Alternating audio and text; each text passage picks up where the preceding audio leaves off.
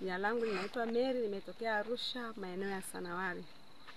Nimesimama hapa mbele yenu, nimekuja kushukuru Mungu kwa matendo makuu aliyoyafanya kwa mtoto wangu anaitwa Jovin.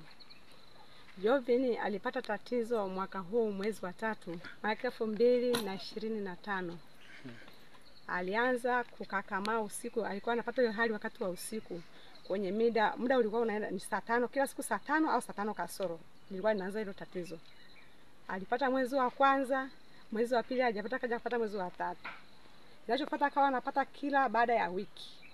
Ikawa inamrudia mara kwa mara. Ikafika wakati kabisa nimshirikishe mtumishi Baraka. Akaniomba nimlete mtoto huku ili aje apate amuombee. Nilipomleta akamuombea na sasa huyo mtoto ni mzima, akakamai tena, yuko vizuri kabisa. Ninamshukuru Mungu kwa ajili ya hilo na nimetoa shukrani kwa ajili ya hilo Mungu aliyotenda kwa ajili ya mtoto wangu. Amen. Sifa na heshima na utukufu tunamrudishia nani? Tunamrudishia Bwana Yesu. Amen.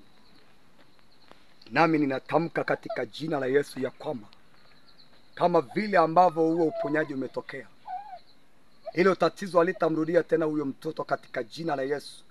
Nimetamka uzima juu ya maisha yote ya Jovin katika jina la Yesu Kristo wa Nazareti aliye hai.